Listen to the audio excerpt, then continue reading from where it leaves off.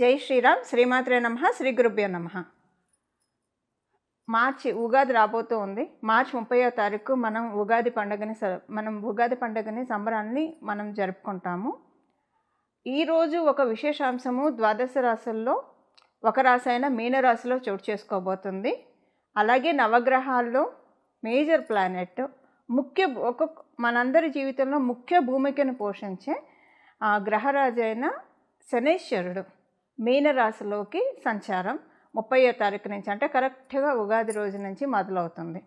ఈయన మళ్ళీ 2.5 సంవత్సరాల పాటు మీనరాశిలో సంచారం కొనసాగుతుంది.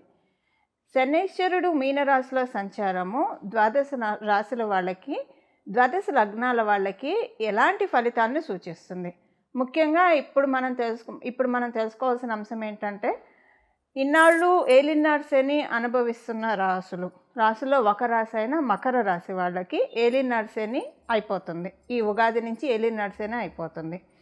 అలాగే అష్టమ శని అనుభవిస్తున్న కర్కాటక రాశి వాళ్ళకి అష్టమ శని అయిపోతుంది.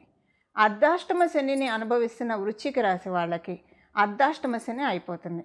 చూడండి, ఈసారి ఎంత విశేషాంశం వచ్చిందంటే, మామూలుగానే శనైశ్వరుడు ఒక్కొక్క రాశిలో మారినప్పుడు మనం చాలా ప్రత్యేకంగా చూస్తాము.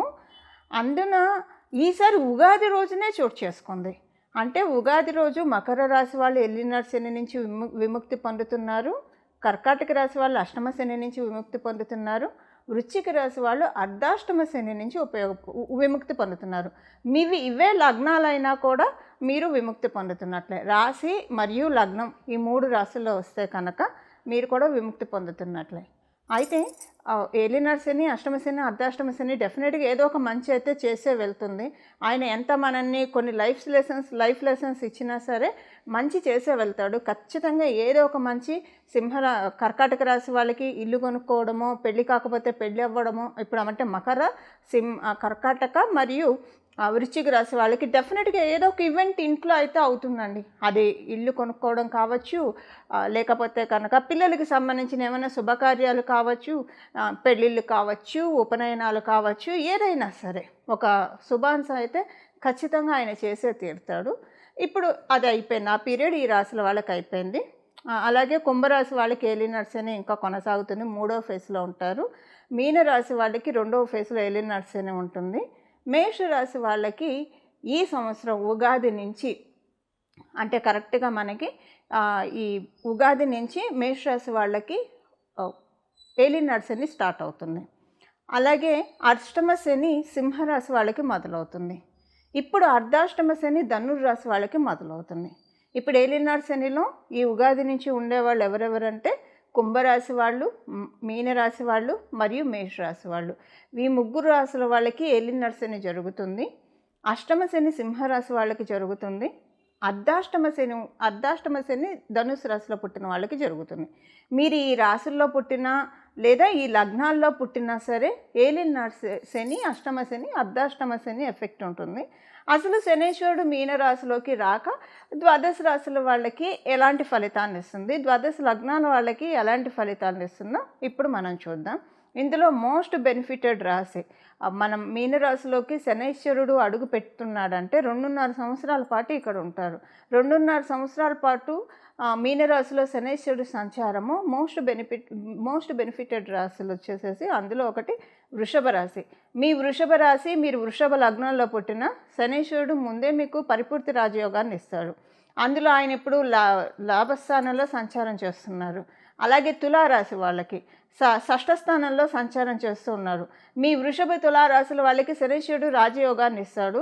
ఆయన ఇప్పుడు చాలా కంఫర్టబుల్ ప్లేసులో ఉన్నారు. అంటే 3, 6, 11 ఉపచయ స్థానాల్లో ఎప్పుడైనా శనైశ్వరుడు కావచ్చు, రాహు భగవానుడు కావచ్చు, కేతువు కావచ్చు, ఇలాగ కొన్ని ప్లానెట్స్ చాలా బాగా వండర్ఫుల్గా వర్కింగ్ ఉంటుంది. అంటే మంచి రిజల్ట్స్ ఇస్తారు. విడివిడి స్థానాల్లో ఉంటే వీళ్ళు కొన్ని స్థానాల్లో అనుకూలం కాదు అని అనుకుంటాం కదా, కానీ ఉపచయ స్థానాల్లో చాలా మంచి అనుకూలం. అలాగే మకర రాశి వాళ్ళకి మీ రాష్ట్రాధిపతి ఆయనే అవుతూ ఉన్నాడు. మీకు మీ రాశి నుంచి ఉపచయ స్థానంలో అంటే 3వ స్థానంలో ఆయన సంచారము. మనం ఓవరాల్గా చూస్తే వృషభ రాశి వాళ్ళకి, తులారాశి వాళ్ళకి, మకర రాశి వాళ్ళకి ఇది చాలా మంచి ఫేస్. మీనరాశిలో శనైశ్వరుడు ఉండడం అనేది చాలా మంచిది. అంటే మిమ్మల్ని పరిగెత్తిస్తాడు, ఫలితాలను కూడా ఇస్తాడు. ఇన్నాళ్ళు మీరు పరిగెత్తినా, ఎగిరి దంచినా, ఎగరకుండా దంచినా పెద్ద ఉపయోగం లేకుండా ఉన్నది అలా కాకుండా మీరు మీ వర్క్ చేయండి, నేను ఫలితాన్ని ఇస్తాను. ఎప్పుడు ఫలితాలు మనం ఏం చేయకుండా ఫలితాలను మటుకు శనీశ్వరుడు కూడా అలా కొన్నిసార్లు ఆయన ఇస్తాడు. మన జన్మజాతకంలో కొన్ని కాంబినేషన్స్ ఉంటాయి. మనకి స్మార్ట్ వర్క్తో మనీ వచ్చేది ఉంటుంది. బట్ ఇప్పుడు మీకేంటంటే కొంచెం ఈజీగా పనులన్నీ అవుతూ ఉంటాయి అన్నమాట. ఇదివరకు చాలా కాలం లాగైనవి ఇప్పుడు తొందరగా అయిపోతాయి. ఇదొకటి ఈ 3 రాసుల వాళ్ళకి. మరి మిగతా రాసుల వాళ్ళ సంగతి ఏంటి అంటే మిగతా రాసుల వాళ్ళకి ఈ ఉగాది మొదలుకొని వచ్చే ఉగాది వరకు కర్కాటక రాశి వాళ్ళకి శనీశ్వరుడి సంచారము నవమ స్థానంలో జరుగుతుంది. ఇది చాలా మంచిది. అంటే మనం చంద్రస్థానం నుంచి చంద్రస్థానం చూసుకుంటే ఆ రోజు చంద్రుడు నవమ స్థానంలో ఉంటాడు. మనకి ఉగాది రోజు కరెక్ట్గా చంద్రుడు నవమ స్థానంలో ఉంటున్నాడు. సో నవమ స్థానంలో చంద్రుడు ఉండగా ఏలినాటి శని జరుగుతూ ఉందంటే చాలా మంచిది. అది అంటే మనకి ఒకటి 1 to 9 యాక్సిస్లో పడింది కాబట్టి ఈ సంవత్సరము మీకు చాలా బాగుంటుంది. శనీశ్వరుడు చెడు రిజల్ట్స్ అయితే ఇవ్వడు. అలాగే వృశ్చిక రాశి వాళ్ళకి కూడా పంచమ స్థానంలో జరుగుతుంది. చంద్రభగవానుడు పంచమ స్థానంలో ఉండడం వల్ల ఈ ఇయర్ మీకు కూడా బాగుంటుంది. అంటే ఈ ఇయర్ వరకు నేను చెప్తున్నా, మొత్తం ఏలినాటి శని మొత్తం చెప్పట్లేదు. ఇప్పుడు మకర రాశి వాళ్ళకి, తులారాశి వాళ్ళకి, వృషభ రాశి వాళ్ళకి మొత్తం ఏలినాటి శని అంతా సూపర్బ్ వెళ్తుంది. మళ్ళీ మీ జన్మజాతకాన్ని అనుసరించి మీ జన్మజాతకం చాలా సపోర్టింగ్ ఉంటే ఇంకా అసలు చూసుకొని అక్కడ చాలా బాగుంటుంది. ఒకవేళ మీ జన్మజాతకం సపోర్టింగ్గా లేకపోతే ఏలినాటి శనితో చాలా సేఫ్ గార్డ్ అవుతారు. అయితే ఈ సంవత్సరం వరకు ఈ ఉగాది మొదలుకొని నెక్స్ట్ ఉగాది వరకు కూడా కర్కాటక రాశి వాళ్ళకి నవమ స్థానంలో శని సంచారం అనుకూలం. ఎందుకంటే మీ రాష్ట్రాధిపతి అయిన చంద్రభగవానుడు కూడా అక్కడే ఉన్నాడు. 1 to 9 యాక్సెస్ పడింది కాబట్టి. అలాగే వృశ్చిక రాశి వాళ్ళకి ఇది కూడా చాలా మంచి సంచారము.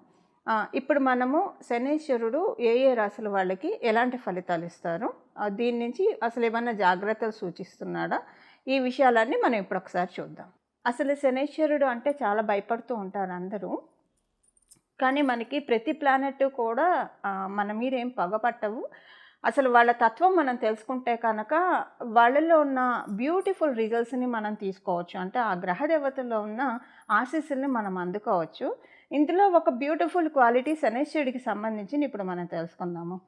ఏదన్నా గ్రహం మనకి ఏదన్నా ఇస్తే అది ఒక్కొక్కసారి మన జన్మజాతకము సపోర్ట్ చేస్తే కొంతకాలం వరకు ఉంటుంది.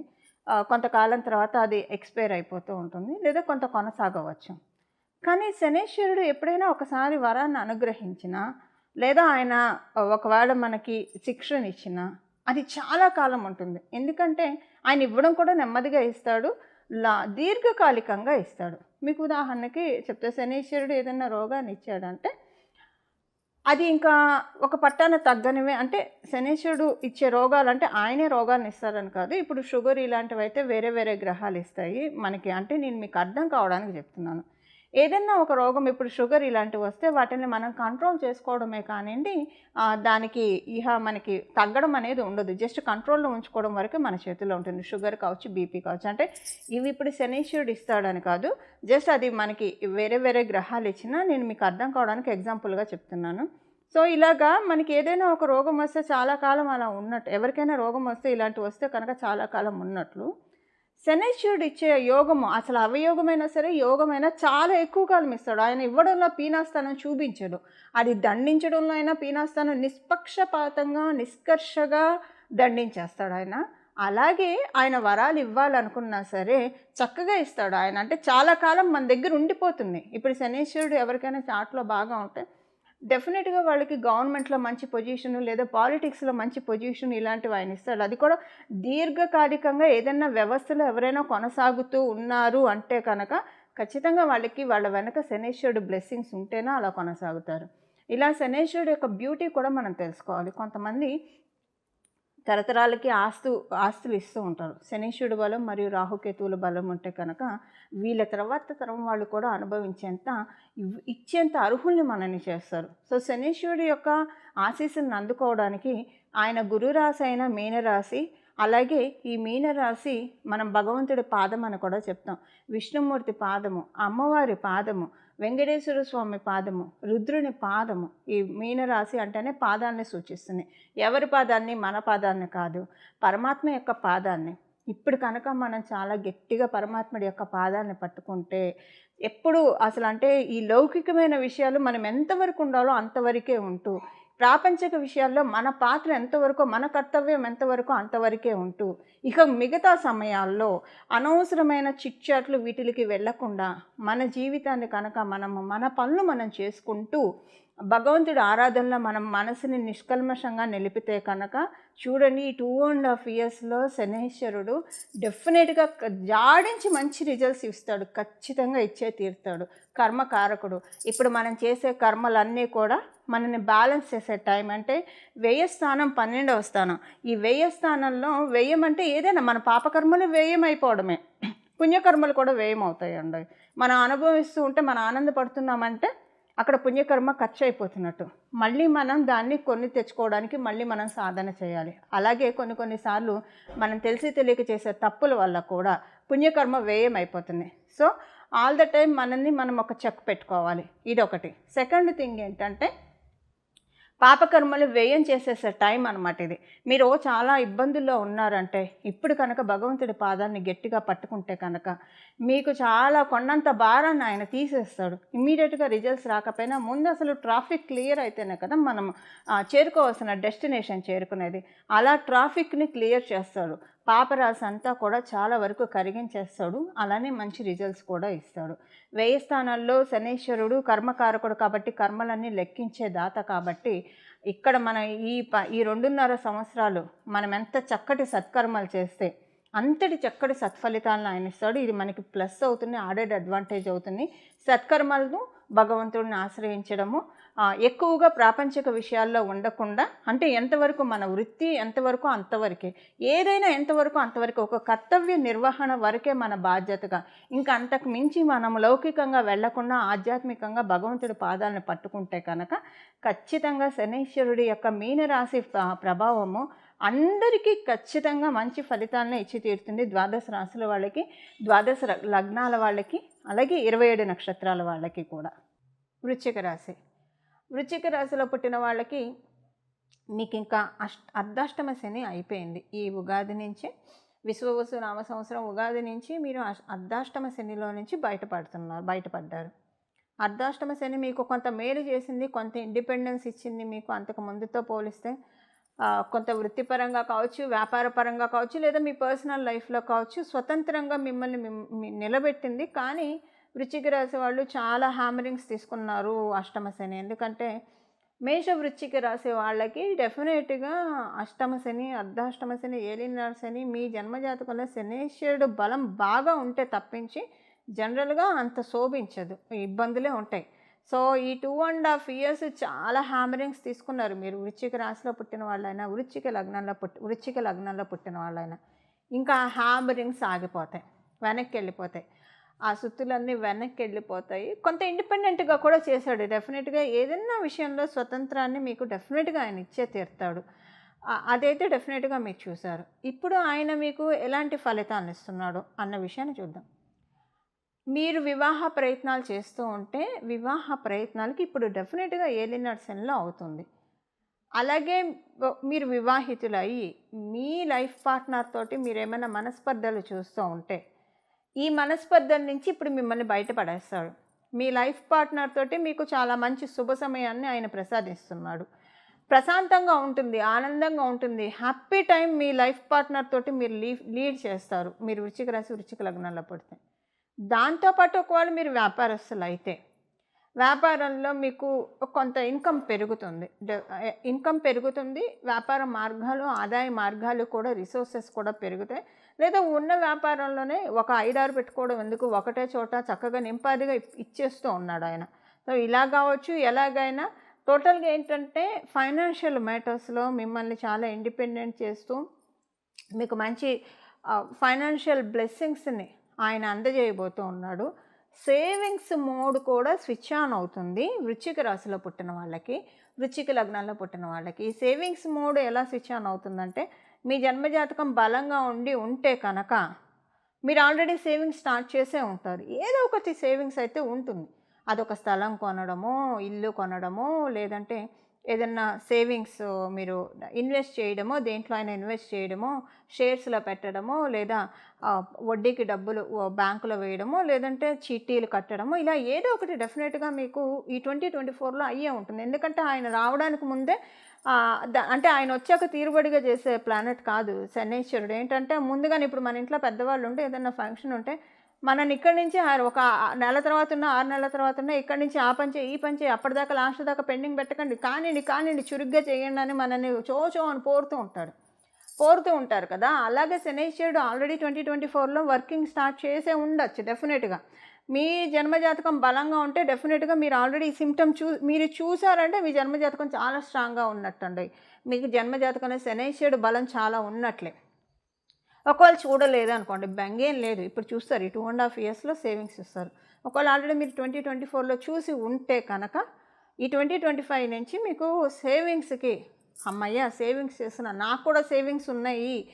ఒక ప్రౌడ్ మూమెంట్ డెఫినెట్‌గా డబ్బు విషయంలో వృశ్చిక రాశి వాళ్ళకి వచ్చే తీరుతుందండి. అది ఆయన ఇచ్చే తీరాలి ఇప్పుడు. అంటే మీ వృశ్చిక రాశి వాళ్ళకి ఆయన పూర్తిగా అనుకూలం కాకపోయినా సరే, ఇప్పుడు ఆయన ఈ వరాన్ని మీకు ఇచ్చే తీరాలి. ఎందుకంటే హి కాంట్ సే నో అనమాట. ఇప్పుడు అలాంటి పొజిషన్‌లో ఆయన ఉన్నాడు. సో, సేవింగ్స్ మోడ్ చాలా చక్కగా స్విచ్ ఆన్ అయ్యే సమయము వృశ్చిక రాశిలో పుట్టిన వాళ్ళందరికీ కూడా. కాతే మీ మాట విషయంలో జాగ్రత్తగా ఉండండి. మీ మాట అంటే పెద్దగా ఇబ్బందులైతే ఏం లేవు. బట్ మీ మాట విషయంలో ఏంటంటే మీరు కొంచెం ఇప్పుడు ఎదుగుతూ ఉన్నప్పుడు డెఫినెట్‌గా చాలామంది కళ్ళు ఉంటాయి. ఎదిగే వాళ్ళ మీద మన మీద చాలామంది కళ్ళు ఉంటాయి. సో, ఎవరి కళ్ళు మీ మీద పడకుండా, ఏ పాపిష్టి కళ్ళు, ఏ కోపిష్టి కళ్ళు మీ మీద పడకుండా మిమ్మల్ని మీరు ప్రొటెక్ట్ చేసుకుంటూ ఉండండి. ఎస్పెషల్లీ అలా కాచుకొని కూర్చునే వాళ్ళు ఏం చేస్తారు, ఏదైనా ఒక మాట దొరకకపోతారా, ఏదైనా ఒకటి చేయకపోతారా పట్టుకుందామని చూస్తూ కూర్చుంటారు. ఈర్ష్య అసూయలతో రగిలిపోయే వాళ్ళు కావచ్చు. సో, మీరు ఎవరికి స్కోప్ ఛాన్స్ ఇవ్వకండి. సో, ఎదిగేప్పుడు చాలా జాగ్రత్తగా ఉండండి మీరు. అంతే. ఈ ఒక్క విషయంలో జాగ్రత్తగా ఉంటే కనుక డెఫినెట్‌గా వృశ్చిక రాశి వాళ్ళకి గ్రోత్ చాలా బాగా ఉంది. మంచి గ్రోత్‌ని ఈ సమయంలో చూస్తారు. కెరియర్ పరంగా చాలా మంచి గ్రోత్‌ని చూస్తారు. ఫ్యామిలీ పరంగా చాలా మంచి ప్రశాంతతని చూస్తారు. సంతాన పరంగా కూడా కొన్ని అనుకూలతలు ఉన్నాయి. అయితే ఇవి అనుకూలతలా, లేదా నార్మలా, లేదా ప్రతికూలతలా అన్నది మీ జన్మజాతకాన్ని అనుసరించి ఆధారపడి ఉంటుంది. సంతాన పరంగా కూడా కొన్ని మార్పులు ఉన్నాయి. ఈ మార్పులు అనుకూలమా, ప్రతికూలమా, లేదా మధ్యమంగా ఉందా అన్నది మీ జన్మజాతకాన్ని అనుసరించి ఆధారపడి ఉంటుంది. ఇవి వృశ్చిక రాశిలో పుట్టిన వాళ్ళకి శనైశ్వరుడు ఇచ్చే ఫలితాలు. చూశారు కదండి. ఈ శనైశ్వరుడి సంచారము ద్వాదశ రాశుల వాళ్ళకి, అలాగే ద్వాదశ లగ్నాల వాళ్ళకి ఎలాంటి ఫలితాన్ని ఇస్తుందో ఇప్పుడు చేసుకోవాల్సిన పరిహారం చూద్దాము. శనైశ్వరుడు మీనరాశిలో ఉండగా చేసుకోవాల్సిన పరిహారం ద్వాదశ రాశుల వాళ్ళకి వీరభద్రస్వామి వారి ఆరాధన. వీరభద్రస్వామి వారి దండకం చదువుకోవడం కావచ్చు, వీరభద్రస్వామి వారి అష్టోత్తరం చదువుకోవడం కావచ్చు, లేదా నేను ఒక నామాన్ని చెప్తాను, ఈ నామాన్ని బాగా స్మరించడం వల్ల కాలభైరవ స్వామి వారిని కానివ్వండి, వీరభద్రస్వామి వారి ఆరాధన కానివ్వండి, చాలా చక్కటి సత్ఫలితాలను వస్తుంది. మీన రాశి అంటేనే మనకి సహజ కాలపురుషుడు కుండలిలోంచి 12వ స్థానం, వ్యయ స్థానం. మన రాత్రిపూట మన నిద్ర సౌఖ్యం ఎలా ఉంటుందని సూచించే రాశి మనకి కాలపురుషుడు కుండలిలో నుంచి మీనరాశి.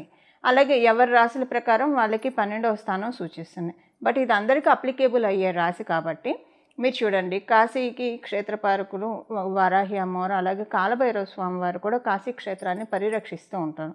మీరు శ్రీశైలం వెళ్తే శ్రీశైలంలో అక్కడ వీరభద్రస్వామి ఆలయం ఒకటి ఉంటుంది. అంటే మొత్తం ఓపెన్గా ఉంటుంది, అంటే ఓపెన్ కార్ లాగా ఓపెన్గా ఉంటుంది. చుట్టూ 4 గోడలు ఉంటే అక్కడ ఉంటాడు. అంటే కొన్ని క్షేత్రాల్లో క్షేత్రపాలకులు ఉంటారు. ఎందుకు ఉంటారు, రాత్రిపూట ప్రత్యేకించి ఉగ్రదేవి దేవతలు రాత్రిపూట ఆ క్షేత్రాన్ని కాపాడుతూ ఉంటారు, సంచారం చేస్తూ కాపాడుతూ ఉంటారు. శనీశ్వరుడు మీనరాశిలోకి వెళ్ళడం అంటే, మీనరాశి అంటేనే మనకి సహజ కాలపురుషుడు కుండలిలో నుంచి రాత్రిని సూచిస్తుంది, నిద్రాస్థానాన్ని కూడా సూచిస్తుంది. కాబట్టి అంటే ఇంకా చాలా ఉంటాయి, వన్ ఆఫ్ ద ఇది అది. సో ఈ సమయంలో కనుక మనము వీరభద్ర స్వామి వారిని కానీ లేదా కాలభైరవ స్వామి వారి ఆరాధన కానీ చేయడము, అలాగే కుక్కలకి వీలైతే ఆహారం పెడుతూ ఉండడము, ఇవి చేయడం వల్ల చాలా చక్కటి ఫలితాలు వస్తాయి. ఏలినాటి శని కావచ్చు, అష్టమ శని కావచ్చు, అర్ధాష్టమ శని కావచ్చు. శనీశ్వరుడు ఎవరిలో అయినా చూసేది ప్యూరిటీని మాత్రమే. మనం కనుక మన ప్యూరిటీని మనం మెయింటైన్ చేస్తూ ఉంటే ఏ గ్రహ దేవతలు మనల్ని బాధించలేవు. అంటే ప్యూరిటీ అంటే ఎప్పుడూ కూడా నిష్కల్మషమైన మనసుతోటి, మంచి ఆలోచనలతోటి, సానుకూల దృక్పథంతో, సచ్చింతనతోటి మనల్ని మనం పెట్టుకుంటూ ఉంటే కనుక అప్పుడు గ్రహదేవతలన్నీ కూడా వాటి బ్లెస్సింగ్స్ని మనకి ఇవ్వడం ప్రారంభిస్తాయి. అందులో మనకి శనీశ్వరుడు అయితే ఇంకా ఎక్కువగా, ఇప్పుడు మనకి అన్ని గ్రహాలు ఇచ్చే దీవెనను ఒక ఎత్తు అయితే, శనీశ్వరుడు ఇచ్చే దీవెనను మటుకు ఖచ్చితంగా అన్నిటికంటే మించి అనే చెప్పాలి. చూడండి, ఆయన ఏది ఇచ్చినా సరే, ఇప్పుడు మనం చేసుకోవాల్సిన పరిహారం చూద్దాము. వీరభద్రస్వామి దండకం కావచ్చు, వీరభద్రస్వామి అష్టోత్తరము, మీ ఇంటి దగ్గర ఏమైనా వీరభద్రస్వామి వారి ఆలయాలు ఉంటే అక్కడికి వెళ్ళడం. కొంతమంది వీరభద్రస్వామి వారి పీఠాలు పెట్టుకుంటారు, పీఠాలకు వెళ్ళి దర్శించి రావడము. ఒకవేళ ఇవేవి లేవు అంటే ఇప్పుడు నేను చెప్పబోయే నామము కాలభైరవ స్వామి అయితే మనకి శివాలయాల్లో కనిపిస్తూ ఉంటారు. సో కాలభైరవ స్వామి వారిని తరచూ దర్శనం చేసుకుంటూ రావడము, కాలభైరవ స్వామి వారి ఆరాధన ఇది చేసుకుంటే కనుక మనకి మీనరాశిలో ఉన్న శనీశ్వరుడు చాలా చక్కటి ఫలితాన్ని ఇస్తారు. ఇప్పుడు వీరభద్రస్వామి వారికి సంబంధించిన ఒక నామము మనం ఒకటి తెలుసుకుందాము. అలాగే భద్రకాళి అమ్మవారి ఆరాధన కూడా శనీశ్వరుడు చక్కటి ఫలితాన్ని ఇవ్వడానికి చక్కగా తోడ్పాటుగా ఉంటుంది. ఇప్పుడు మనం వీరభద్రస్వామి వారికి సంబంధించిన ఒక నామాన్ని తెలుసుకుందాము. ఇది మీరు ఎప్పుడైనా సర్వకాల సర్వావస్థలో నామం కాబట్టి జపించుకోవచ్చు. మీకు వీలు కుదిరినప్పుడల్లా ఏ పనిలో ఉన్నా మనసులో ఈ నామాన్ని జపించుకోవడం వల్ల చాలా చక్కటి ఫలితాలు వస్తాయి. మీ జన్మ జాతకంలో ప్రతికూలతలు ఆయన ఏమన్నా ఇస్తుంటే వాటిని తొలగించి అనుకూల ఫలితాలని మనందరికీ కూడా అందజేస్తారు. ఈ నామం వచ్చేసేసి భద్రకాళి పాహిమాం వీరభద్ర రక్షమాం. భద్రకాళి పాహిమాం వీరభద్ర రక్షమాం. భద్రకాళి పాహిమాం వీరభద్ర రక్షమాం. ఈ నామాన్ని జపించాలి. ఈ నామాన్ని ఎప్పుడైనా జపించవచ్చు. సర్వకాల సర్వవస్థలో ఈ నామాన్ని జపించవచ్చు. నామానికి ఏ రకమైన అంటే నామానికి ఎలాంటి మనకి ఆచారాలు పాటించాల్సిన అవసరం లేదు. అందువల్ల ఈ నామాన్ని జపించడం వల్ల ఈ 2.5 years కూడా శనీశ్వరుడు ఇచ్చే మంచి రిజల్ట్స్ని మనందరం కూడా తీసుకోవడానికి చక్కటి అవకాశం ఉంటుంది. అలా మనందరం కూడా నవగ్రహ దేవతల ఆశీస్సులు తీసుకొని మన జీవితం అంతా శుభాంశాలతోటి అనుకూలంగా సాగాలని చెప్పి మనందరి తరఫున నేను కూడా ప్రార్థిస్తూ మంగళం. నమో భగవతే వాసుదేవాయ.